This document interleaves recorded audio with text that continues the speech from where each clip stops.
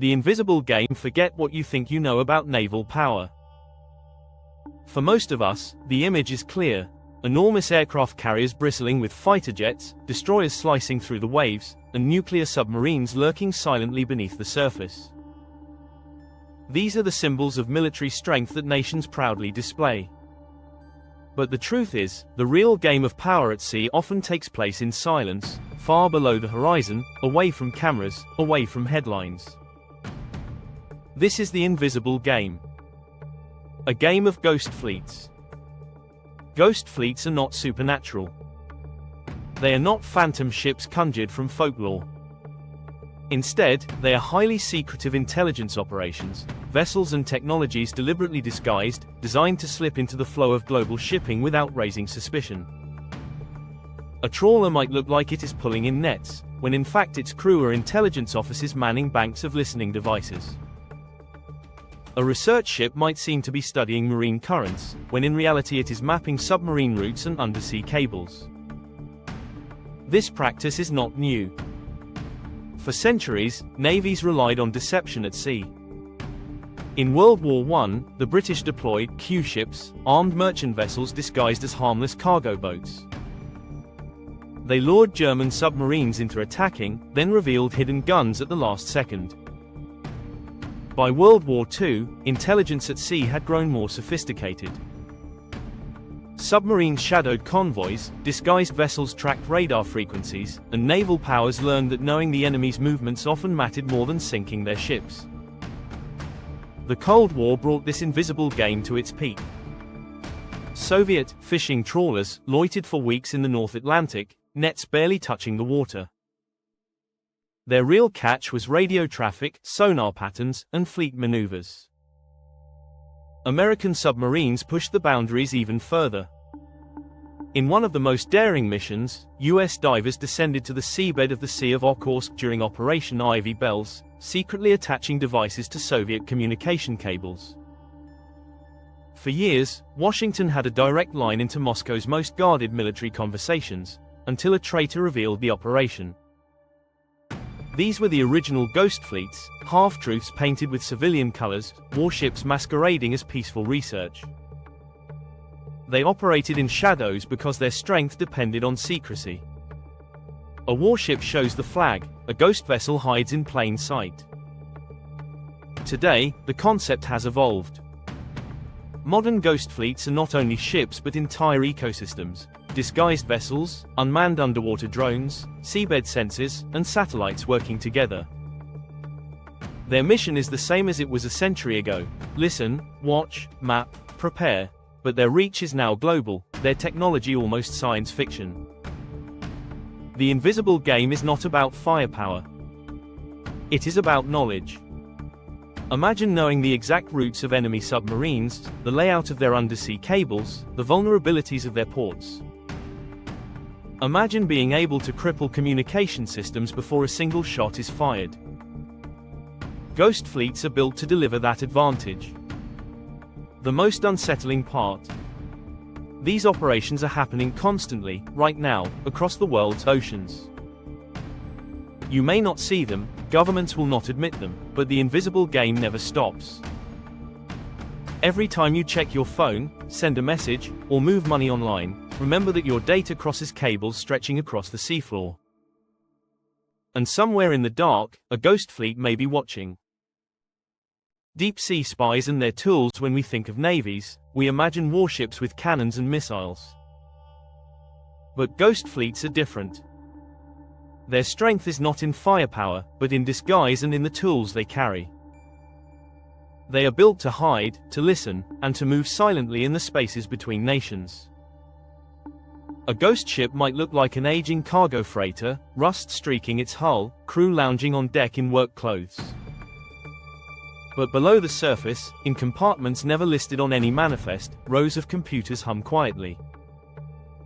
Hidden hydrophones dangle into the water, recording every sound around them. Antennas disguised as cargo containers rise from the deck, transmitting bursts of encrypted data to satellites overhead. To anyone watching, the ship is unremarkable. To those in the know, it is a floating spy station. During the Cold War, the Soviets excelled at this kind of deception. They built fleets of so-called auxiliary ships, oceanographic vessels, research trawlers, and cargo boats that trailed American carrier groups. Their crews were part scientist, part sailor, part spy. They listened, logged radar frequencies, and tried to anticipate NATO maneuvers. Western navies quickly caught on and launched their own covert vessels. The surface of the sea became a stage crowded with actors, each pretending to be someone else. Today, the stage has grown even more complex. Technology has given ghost fleets new tools, ones far more advanced than a simple antenna disguised as a fishing pole. Networks of hydrophones stretch across critical choke points like the GI-UK gap between Greenland, Iceland, and the UK. These underwater microphones pick up vibrations in the ocean that reveal the movement of submarines. Each class of submarine has its own unique sound, like a fingerprint. Once recorded, that sound can identify a vessel anywhere it travels in the world. Then there are the machines that don't need crews at all, unmanned underwater vehicles, UUVs. Some are small, portable drones launched from the deck of a ship or even dropped from planes. Others are large, torpedo-shaped craft that glide silently along the seabed for weeks at a time. Their missions vary, mapping the terrain, photographing pipelines, placing sensors, or sniffing out the trails of enemy submarines. Some are rumored to be able to attach themselves to undersea cables, listening to data as it flows across the world. Both the US and Russia invest heavily in these machines. China is racing to catch up, flooding the South China Sea with surveillance drones. Western analysts worry that dozens, perhaps hundreds, of unmanned vehicles may already be lurking along major communication cables, invisible to normal detection systems. But tools are only part of the story. What makes ghost fleets so effective is their invisibility. A warship signals its arrival with radar, with noise, with presence. A ghost vessel tries to disappear into the background of global commerce, lost among thousands of freighters and tankers that cross the oceans every day. The drones beneath the waves leave no flag, no trail, no crew to interrogate. Even when discovered, nations can deny responsibility. After all, how do you prove where a machine on the ocean floor came from? This combination of disguise and technology makes ghost fleets uniquely dangerous. They can map vulnerabilities long before war begins. They can track submarines that are supposed to be undetectable. They can tap into cables that carry trillions of dollars of financial transactions each day. And because they operate in the shadows, their activities rarely appear in headlines. The ocean, once thought of as a vast and empty wilderness, is in fact full of eyes and ears. And most of them belong to ships and machines you will never see. The stakes, geopolitical shadows. Why would nations invest billions in secret vessels, undersea drones, and networks of hydrophones? Why risk exposure, diplomatic crises, even war, just to watch and listen beneath the sea? The answer is simple: the stakes are enormous. Control of the undersea domain means control of the modern world. Let's start with something most people don't think about: the internet itself. We tend to imagine satellites bouncing our messages across the sky, but the truth is very different. Over 95% of global communications travel through fiber optic cables laid along the ocean floor. These cables carry everything: your messages, financial transactions, military orders, even the global stock markets. They are the veins of our modern civilization. Cut them, tap them, or even threaten them, and you could paralyze entire nations. Ghost fleets know this. Their missions often focus on mapping these networks, identifying weak points, and quietly preparing for the day they may need to act. Imagine, for example, a disguised research vessel loitering near the coast of Ireland, charting the precise position of transatlantic cables. Officially, it is measuring marine currents. In reality, it may be cataloging choke points where, in wartime, a single detonation could disrupt Europe's connection to the world. Beyond cables, there are strategic choke points, narrow waterways where global trade and military movements converge. The Strait of Hormuz, where a third of the world's oil passes. The South China Sea, crisscrossed with contested routes. The GI-UK Gap in the North Atlantic, a passage submarines must cross to reach the Atlantic Ocean. The Arctic passages, opening as ice melts, promising shorter trade routes but also inviting new military competition. Wherever geography funnels ships and submarines, ghost fleets gather. In these regions, surveillance is constant. American drones may trail Chinese submarines moving through the South China Sea. Russian research vessels may trace NATO patrols in the Arctic. Each side denies what everyone knows, that the undersea world is not neutral territory but a contested battlefield of information. But the stakes are not just about preparation. They are about deterrence. If one nation knows that its rivals can see every submarine, hear every signal, or cut every cable, it may think twice before acting aggressively. Ghost fleets are not only spies, they are silent warnings. Their very existence is meant to remind adversaries that nothing is truly hidden. Of course, deterrence is a dangerous game. Too much secrecy breeds suspicion. Too much surveillance risks escalation. Imagine a submarine commander discovering an enemy drone clinging to his country's undersea cable. Does he report it quietly, or does he retaliate? Does his government deny, or do they accuse publicly, risking confrontation? And then there is the shadowy world of plausible deniability. Ghost fleets thrive on ambiguity. A drone discovered on the ocean floor can always be dismissed as scientific equipment. A cable outage can be blamed on an anchor, an earthquake, or simple wear and tear. This uncertainty allows nations to act boldly while avoiding responsibility. But it also makes miscalculation more likely.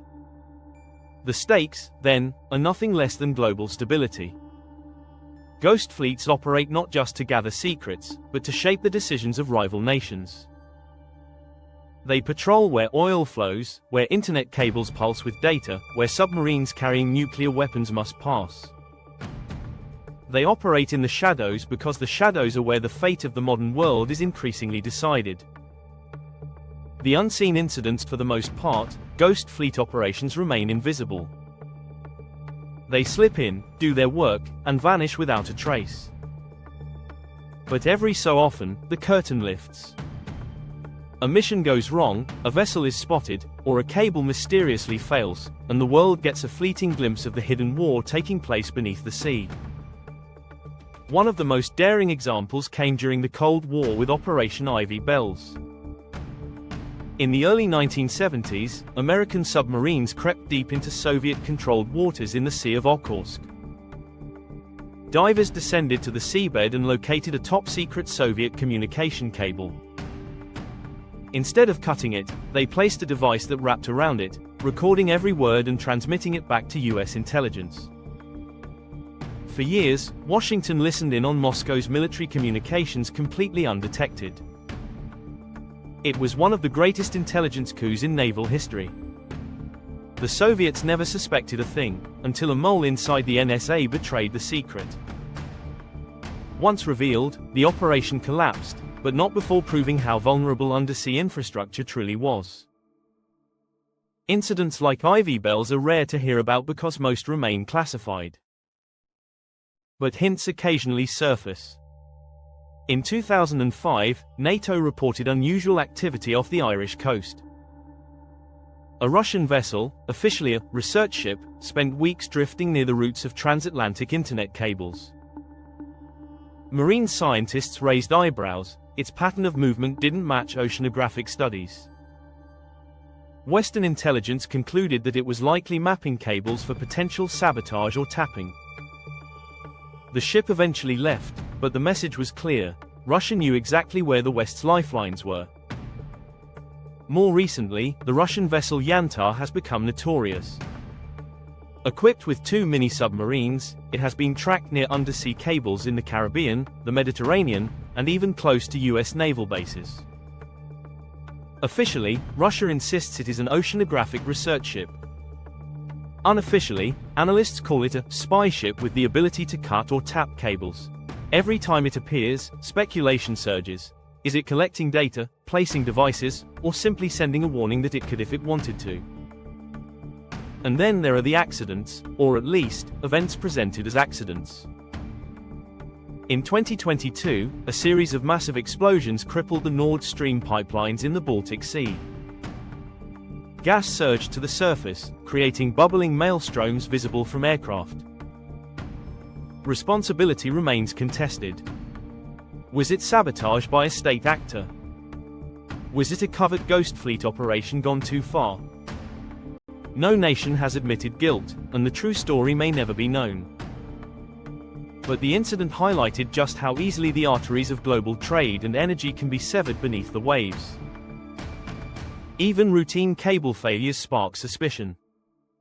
When internet connections to an entire region suddenly vanish because of a cable cut, most people accept the official explanation: an anchor dragged across the seabed, or natural wear.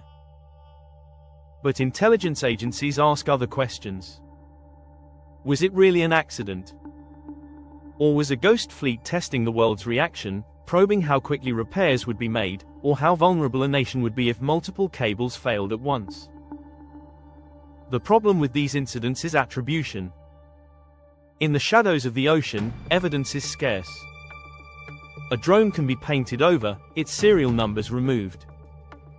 A cable cut can always be explained away. And so ghost fleets thrive in a grey zone, where suspicion is constant but proof is rare.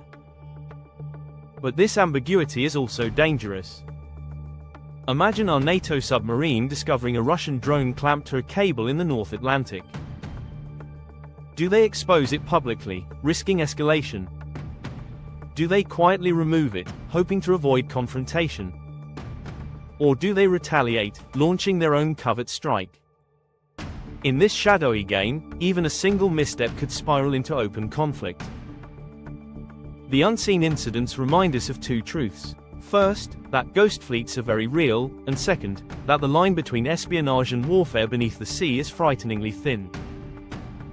The future of the depths, if the story so far has shown us anything, it's that the ocean's depths are not empty. They are crowded with ears, eyes, and machines that we are never meant to see. But what about tomorrow? What happens when technology pushes ghost fleets into an entirely new era of stealth and power? The answer begins with autonomy. Until now, most maritime intelligence operations required human oversight: crews on disguised ships, analysts listening to hydrophones, operators guiding underwater drones. But advances in artificial intelligence are changing everything. Algorithms can now sift through vast oceans of sonar data in seconds, picking out anomalies, a submarine's faint propeller, a cable's unusual vibration, that human operators might miss. Ghost fleets are evolving into systems that no longer need constant human presence. Imagine a swarm of small unmanned underwater vehicles, each the size of a torpedo, gliding together like a school of fish. They can spread across thousands of square kilometers, mapping cables, tracing submarine patrols, and sharing data with each other in real time. Lose one? It doesn't matter. The swarm adapts, reconfigures, and continues. These machines could remain hidden for months, perhaps years, sleeping on the seabed until activated by a coded signal. In wartime, they could awaken all at once, ready to strike or sabotage without warning. Nations are already preparing for this. The United States has invested heavily in programs like the Orca XL UUV, a massive autonomous submarine capable of long-range intelligence missions without a crew. Russia has tested the Poseidon, an undersea drone rumored to carry a nuclear warhead, designed to bypass traditional defenses entirely.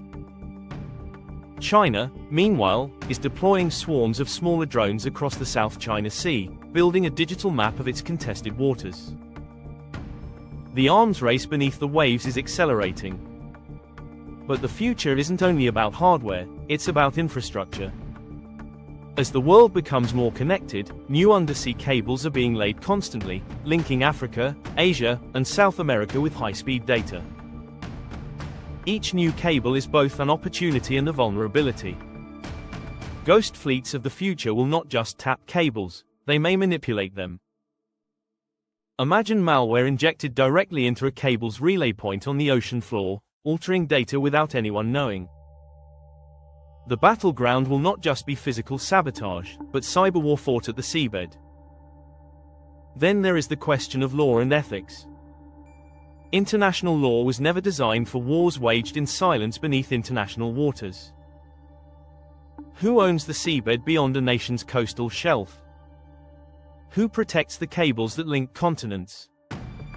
If a drone tampers with a rival's pipeline, is that espionage, or an act of war?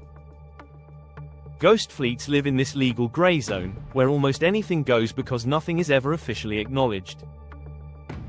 The danger is that as these technologies spread, the risk of misunderstanding grows. A single cable cut, misattributed, could trigger a conflict far greater than the incident itself.